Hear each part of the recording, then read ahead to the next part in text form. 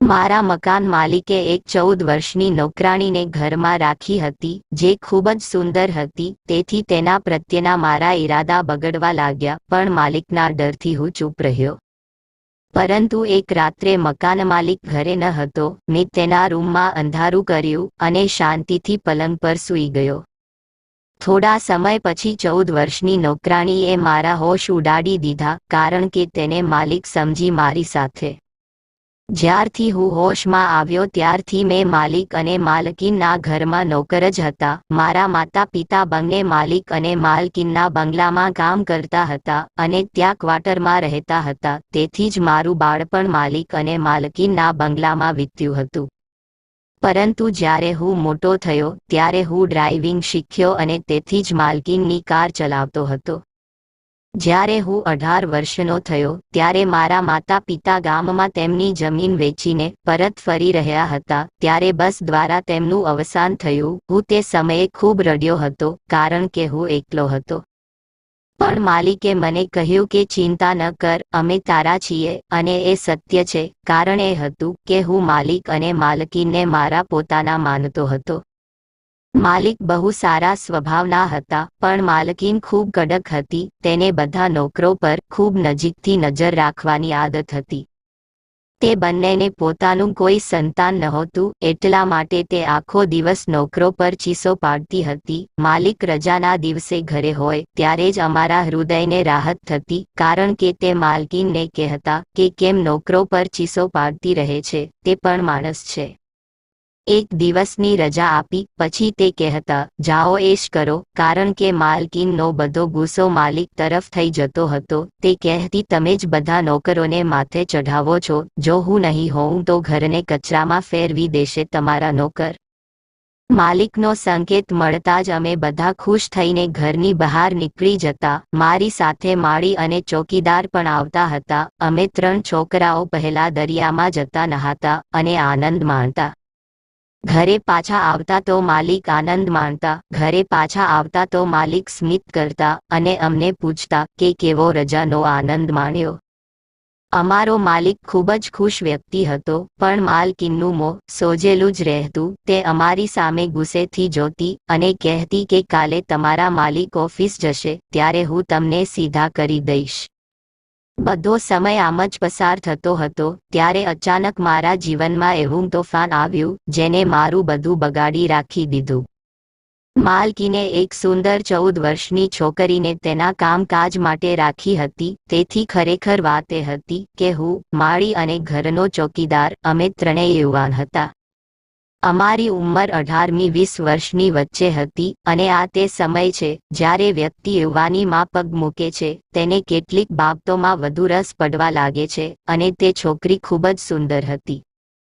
અમે ત્રણેયે જ્યારે તેને જોઈ ત્યારે અમારા હોશ ઉડી ગયા. અમે ત્રણેય તેના પર દિલ હારી ગયા, પણ ચારે તરફ ફરતી માલકીનની નજરે અમારા હોશ ઠેકાણે લાવી દીધા. ચીસો પાડતી બોલવા લાગી, શું જોવો છો, કોઈ શરમ નથી ઘરની છોકરી પર નજર રાખતા. આ સાંભળી અમારા હોશ ઠેકાણે આવી ગયા. અમે કહ્યું, ના ના, એવું કંઈ નથી. પછી અમે બહાર નીકળી ગયા. ચોકીદારે બહાર નીકળી કહ્યું, યાર, મેં આજ સુધી આટલી સુંદર છોકરી ક્યારેય જોઈ નથી. માળીએ કહ્યું, તું સાચું કહે છે, છોકરી ખરેખર ખૂબ જ સુંદર છે. આ સાંભળીને મને ગુસ્સો આવ્યો કે તેઓ કોણ છે જેઓ આ છોકરીને આવી આંખોથી જુએ છે. મેં કહ્યું, શરમ નથી આવતી? શું તમારા ઘરમાં માં કે બહેન નથી? હું તમારા લોકોની વાત માલકીનને જણાવીશ કે તમે માલકીનની નોકરાણી વિશે આવી વાતો કરો છો. આમ તો મારો પણ એ છોકરી પ્રત્યે કોઈ સારો ઈરાદો નહોતો. ચોકીદાર અને માળીએ મારા શબ્દો પર ગુસ્સાથી જોયું અને પોતપોતાના કામમાં લાગી ગયા. પણ મારી આંખોમાં એ છોકરીનો ચહેરો ઉતરી ગયો હતો. પછી ઘરે મારું કોઈ ખાસ કામ નહોતું. જો માલકીનને ક્યાં જવું હોય તો જ હું કાર લઈ જતો અને ઘરની અંદર નાના નાના કામો કરતો. મેં વિચાર્યું, સારું, મને તો ઘરની અંદર જવાની મંજૂરી છે, તેથી કોઈ બહાને હું તે છોકરી સાથે મિત્રતા કરી શકીશ. બપોરનો સમય હતો અને આ સમયે માલકીન સૂઈ જતી. જ્યારે હું લંચ માટે આવ્યો ત્યારે તે 14 વર્ષની નોકરાણી બીજી નોકરાણી પાસે સફાઈ કરાવી રહી હતી. તે કહેવા લાગી, મને માલકીને કહ્યું છે બરાબર સફાઈ કરાવવાનું, ખબરદાર જો સફાઈ બરાબર કરી નથી તો બરાબર ઘરને ચમકાવો. તે છોકરી કદાચ દેખાવમાં 14 વર્ષની લાગતી હતી, પણ તે સમયે તે મને માલકીનની કોપી લાગી રહી હતી. તે છોકરીએ મને જોયા તો મને ઈશારામાં તે પૂછવા લાગી કે અહીં શું કરો છો? ત્યારે મેં કહ્યું, તમારે કોઈ કામ હોય તો જણાવજો, હું દિવસ દરમિયાન ઘરના નાના નાના કામો કરું છું. મારી વાત સાંભળીને તે કહેવા લાગી, ઠીક છે, અંદર આવો, આ બધા વાસણો સાફ કરી નાખો. વાસણ સાફ કર્યા પછી શાકભાજી કાપવા તરફ ઈશારો કર્યો. તેને કહ્યું, જ્યારે તમે બધું કામ પૂર્ણ કરી લો ત્યારે મને જણાવજો, તે પછી હું તમને કહીશ કે આગળ શું કરવું. આટલું કહીને અને કમર પર હાથ રાખીને તે આરામથી ત્યાંથી નીકળી ગઈ. મેં બધા વાસણો ધોઈ નાખ્યા અને કિચન સાફ કર્યું. તે પછી બધા શાકભાજી પણ કાપ્યા અને હું ડુંગળી કાપી રહ્યો હતો જ્યારે મેં જોયું કે તે છોકરી ખૂબ ઝડપથી અંદર પ્રવેશી અને મારા હાથમાંથી છરી લઈ લીધી અને કહેવા લાગી, જલ્દી બહાર નીકળો, માલકીન આવી રહી છે. હું તેના વર્તનથી ગભરાઈ ગયો. પછી તેણે મને ખુરશી પરથી નીચે ફેંકી દીધો. હું જમીન પર પડી ગયો અને તે ખુરશી પર બેસીને ડુંગળી કાપવા લાગી. હું હજી બરાબર ઊભો થયો પણ ન હતો કે માલકીન અંદર આવી ગઈ અને કહેવા લાગી, તમે અહીં શું કરી રહ્યા છો? મેં કહ્યું હતું કે બહાર બેસો. હું હજુ તેને કહું કે હું શાકભાજી કાપી રહ્યો છું તો મારી પહેલા જ તે છોકરી કહેવા લાગી, માલકીન, હું તેને ઘણા સમયથી કહેતી હતી કે તમે અહીં કેમ બેઠા છો, બહાર જાઓ અને જુઓ. પરંતુ આ મારા માથા પર સવાર છે. તે કહે છે કે સારી રીતે કામ કરો, હું જોઈશ કે તમે કેવી રીતે કામ કરો છો. પછી તે તેની કમર પર હાથ મૂકીને કહેવા લાગી, મેં હમણાં જ આ બધા વાસણો ધોયા છે અને હવે હું શાકભાજી કાપી રહી છું અને તે અહીં બેઠો છે અને જુએ છે કે હું કામ બરાબર કરી રહી છું કે નહીં. હું તો એ છોકરીના ચહેરો જ જોતો જ રહ્યો. તે તેના તમામ કામ મારી પાસે કરાવી અને માલકીન સામે એવું બતાવી રહી હતી કે જેમ તેને આ બધું કર્યું છે. હજુ હું કંઈ બોલું એ પહેલા માલકીન બોલવા લાગી, તું કોણ છો? આ છોકરી પર રોપ ચલાવવા વાળા. આ છોકરી કામ કરે છે તે સમયે હવે મેં તને કિચનમાં જોયો તો જો હું તારી સાથે શું કરું છું. આટલું કહીને માલકીને મારો કાન પકડી લીધો અને તેને સંપૂર્ણ રીતે મરડી નાખ્યો. હું ઘરની બહાર નીકળી ગયો. માળી પોતાનું કામ પૂરું કરીને સાંજે પાછો ચાલ્યો જતો. ચોકીદારનું કામ દરવાજે બેસવાનું હતું. હું એકલો જ હતો જે ઘરમાં અને બહાર ભટકતો રહેતો હતો. એકવાર માલિકે મને રાત્રે કોઈ કામ માટે બોલાવ્યો ત્યારે હું આશ્ચર્યચકિત થઈ ગયો. માલિક આજે ગેસ્ટ રૂમમાં સૂતા હતા. તેને કહ્યું, આજથી માલકીન સાથે એક છોકરી સૂયા કરશે.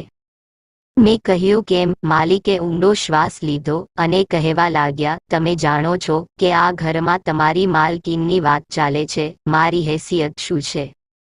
માલિકે દુઃખી સ્વરે કહ્યું. હું માલિકના કહેવા પર દૂધનો ગ્લાસ આપવા ગયો હતો. જ્યારે હું પાછો ફર્યો ત્યારે મેં જોયું કે માલકીનના રૂમમાંથી વાત કરવાનો અવાજ આવતો હતો. હું માલકીનના રૂમની બહાર ઊભો રહીને તેની વાતચીત સાંભળવા લાગ્યો, પરંતુ મેં જે સાંભળ્યું તે મારા હોશ ઉડાવી દેવા માટે પૂરતું હતું. હું ત્યાંથી નીકળી અને મારા ક્વાર્ટર પર આવ્યો. મને લાગ્યું કે મેં જે સાંભળ્યું, હું જે વિચારી રહ્યો છું એ સાચું ન હોય, પણ એ છોકરીનું માલકીનના રૂમમાં સૂવું એ મારી સમજની બહાર હતું. જો કે તે છોકરીનું વર્તન મારી સાથે કંઈ સારું નહોતું, પરંતુ તેમ છતાં હું તેના પર મારું હૃદય હારી બેઠો હતો. પણ આખો દિવસ માલકીન મારા પર નજર રાખતી. હું વિચારી રહ્યો હતો કે તે છોકરી સાથે વાત કેવી રીતે કરવી, કારણ કે રાત્રે પણ માલકીન તેને તેના રૂમમાં સુવડાવતી હતી. હું વારંવાર આવી તક શોધતો રહ્યો કે જેથી હું તે છોકરી સાથે વાત કરી શકું અને અમારી વાત બની જાય. પરંતુ મને ખબર હતી કે માલકીન આવું થવા દેશે નહીં. પણ એક દિવસ મને તે છોકરી સાથે વાત કરવાનો મોકો મળી ગયો. હું ગુપ્ત રીતે હોલમાં આવ્યો હતો. તે સમયે કામ કરતા તમામ નોકરો પોતાના ઘરે ચાલ્યા ગયા હતા. તે છોકરી ફોન પર કોઈની સાથે વાત કરતી કિચનમાં ઊભી હતી. હું તેની એકદમ નજીક ઊભો રહી ગયો. કદાચ તે તેની માતા સાથે વાત કરી રહી હતી. તે કહેતી હતી, બધું ખૂબ સારું છે, મારી ખૂબ કાળજી રાખે છે, મારી ચિંતા કરશો નહીં. તે સમયે તે છોકરી ખૂબ જ ધીમી અને મીઠી વાત કરી રહી હતી. તેનો અવાજ મારા કાનમાં મધ જેવો લાગતો હતો. વાત કર્યા પછી જ્યારે તે પાછળ વળી કે તરત જ મને તેની પાસે ઊભો જોઈને તે કહેવા લાગી, તમે અહીં શું કરી રહ્યા છો? મેં કહ્યું, ધીમે બોલો, માલકીન ઉઠી જશે. મેં કહ્યું, મારે તમારી સાથે કંઈક વાત કરવી છે. તો તેને તેની કમર પર હાથ રાખી તેમ ઊભી રહી, જાણે હમણાં મારી સાથે ઝઘડો કરશે. પણ મેં વિચાર્યું કે મારે મારો પ્રેમ વ્યક્ત કરવો જોઈએ. મેં તેને કહ્યું કે તું મને ગમે છે અને હું તારા પ્રેમમાં પડી ગયો છું. આ સાંભળતા જ તેણે મારા મોઢા પર જોરથી થપ્પડ મારી. મને તેની પાસેથી આ અપેક્ષા ન હતી. પછી તે કહેવા લાગી, તને શરમ નથી આવતી? તે અરીસામાં તારો ચહેરો જોયો છે? તેની વાત સાંભળીને માલકીન પણ કિચનમાં આવી ગઈ. તેને માલકીનને મારી વાર્તા કહેવાનું શરૂ કર્યું. તે સાંભળી માલકીન મને લાકડીથી મારવા લાગી. કહેવા લાગી, તારી હિંમત કેવી રીતે થઈ આવી વાતો કરવાની? મેં કંઈ ખોટું કર્યું ન હતું. મેં બસ પોતાનો પ્રેમ વ્યક્ત કર્યો હતો. તે છોકરી ઈચ્છત તો મને ના પાડી દેત. હું હોલમાંથી બહાર નીકળી ગયો. મારા માથા અને ચહેરા પરના નિશાન જોઈને ચોકીદાર અને માળી હસવા લાગ્યા. હું સમજી ગયો હતો કે હું અહીં નહીં રહીશ. હું જતો રહીશ. અહીં મારું ખૂબ અપમાન થયું છે. મેં મારું આખું બાળપણ અહીં વિતાવ્યું હતું. માલકીન કેવી રીતે અપેક્ષા રાખી શકે કે હું કંઈ ખોટું કરીશ? માલકીને મારા પર ખૂબ આરોપ લગાવ્યા. મને ખૂબ ખરાબ કહ્યું. તે છોકરી પણ રડવા લાગી અને મને દોષ આપવા લાગી કે શરૂઆતથી જ તેની મારા પર ખરાબ નજર હતી. તે મોકો શોધી રહ્યો હતો. હા, હું મોકો શોધી રહ્યો હતો, પરંતુ મારા પ્રેમને વ્યક્ત કરવા માંગતો હતો. મારો ઈરાદો ખરાબ ન હતો, પણ તેણે મારી માથે જે આરોપ લગાવ્યા હતા તે ખોટા હતા.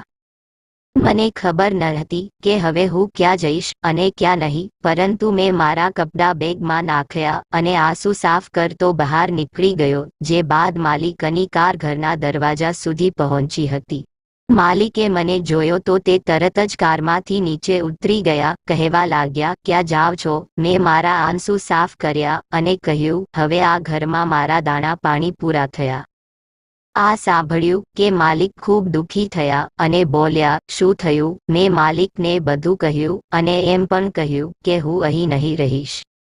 માલિકે મને બહુ સમજાવ્યું કે તું ક્યાં જઈશ? હું તારી માલકીનને સમજાવીશ. મેં કહ્યું, ના, તે છોકરીએ મારા પર ઇલ્ઝામ લગાવ્યો છે અને માલકીને તેની વાત પર ભરોસો કર્યો છે. હું અહીં રહી શકતો નથી. મને મારું સન્માન બહુ વહાલું છે. પછી હું બંગલા પાસેના પાર્કમાં જઈને બેઠો. મેં મારો ફોન વાપરવાનું શરૂ કર્યું.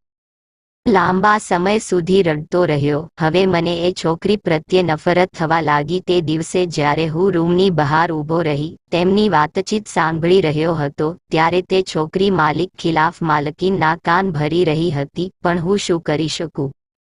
માલકીનને તેના પર ભરોસો હતો. હું ત્યાં બેઠો હતો ત્યારે મારી પાછળ બે યુવાનો આવીને બેન્ચ પર બેઠા. પછી તેઓએ જે કહ્યું તે સાંભળીને હું ચોંકી ગયો. થોડા સમય હું મૂંઝવણમાં હતો કે શું કરવું અને શું ન કરવું. મારી માલકીને મારી સાથે જે વર્તન કર્યું હતું તેનાથી મને થયું હું આ વાત અહીં છોડી દઉં. પરંતુ પછી મને મારા માતા પિતાની સલાહ યાદ આવવા લાગી કે તમારે હંમેશા તમારા માલિક પ્રત્યે વફાદાર રહેવું જોઈએ, પછી ભલે તમારો જીવ કેમ ન આપવો પડે. જ્યારે હું એક ફેસલા પર પહોંચ્યો ત્યારે રાત થઈ ગઈ હતી. તેથી હું માલિકના ઘરે પાછો આવ્યો, પણ રાત થઈ ગઈ હતી અને ચોકીદારે મને રોક્યો નહોતો. હું ઝડપથી અંદર આવ્યો. મને ખબર હતી કે માલકીન ઘરે નથી, તો પછી હું તેમના રૂમમાંથી અવાજ કેવી રીતે સાંભળી શકું? પણ રૂમનો દરવાજો ખોલતા જ મેં જોયું 14 વર્ષની છોકરી માલિક સાથે હતી. તેને જોઈ હું ચોંકી ગયો. હું અહીં ચોંકાવનારી ખબર દેવા આવ્યો, પરંતુ હું પોતે પણ ચોંકી ગયો હતો. મને જોઈને માલિક થોડા ગભરાઈ ગયા. તે છોકરીનો રંગ ઉડી ગયો હતો. માલિક કહેવા લાગ્યા, તે તો નોકરી છોડી દીધી હતી ને? મેં કહ્યું હા, પણ તમારા ઘર વિશે એવા સમાચાર સાંભળ્યા કે મારે આવવું પડ્યું, કારણ કે મેં તમારા ઘરનું મીઠું ખાધું છે. તમને નુકસાનમાં જોઈ શકતો નથી, પણ ખબર નહોતી કે આ બધું અહીં જોવા મળશે. મારી વાત સાંભળીને માલિકે કહ્યું કે મેં આ છોકરી સાથે લગ્ન કર્યા છે, કારણ કે મને એક બાળક જોઈતું હતું અને તે માત્ર 14 વર્ષની દેખાય છે. જો કે તે 22 વર્ષની છોકરી છે. પરંતુ તારી માલકીનની સામે મેં તેની ઉંમર નાની રાખી, કારણ કે તેને માત્ર 14 વર્ષની છોકરી જોઈતી હતી. પછી તેણે પૂછ્યું કે તું શું કહેવા આવ્યો હતો તે કહો. મેં કહ્યું કે હું જે પાર્કમાં બેઠો હતો ત્યાં પાછળ 2 યુવકો બેઠા હતા, જેઓ આજે તમારા ઘરે ચોરી કરવા આવશે તેવી વાત કરી રહ્યા હતા. હું તમને આ કહેવા માટે જ આવ્યો છું. મારી વાત સાંભળીને માલિકે તરત જ પોલીસને ફોન કર્યો. પોલીસને જાણ કરી અને 2 કોન્સ્ટેબલોને સુરક્ષા માટે મોકલ્યા. પણ મેં માલિકની ચોરી પકડી લીધી હતી. તેણે મને મોટી રકમ આપી અને કહ્યું, બસ મોઢું બંધ રાખ, હજુ તારી માલકીન આ સાંભળવા તૈયાર નથી, પણ જેવી તેને ખબર પડશે કે હું બાપ બનવાનો છું, તે પોતે જ આ છોકરીને પોતાની સૌતન સ્વીકારી લેશે. મેં ઊંડો શ્વાસ લીધો અને હામાં માથું હલાવ્યું. છેવટે એ છોકરી એક સમયે મારો એકતરફી પ્રેમ હતો. તો મિત્રો, આજની કહાની તમને કેવી લાગી તે કોમેન્ટ કરીને જરૂર જણાવજો અને વિડીયો પસંદ આવ્યો હોય તો લાઈક અને શેર કરજો, તથા ચેનલ પર નવા હોય તો ચેનલને સબસ્ક્રાઇબ જરૂરથી કરજો. મિત્રો, ફરી મળીશું એક નવા વિડીયો સાથે. ત્યાં સુધી બધા દર્શક મિત્રોને જય ભારત, જય જવાન, જય માતાજી.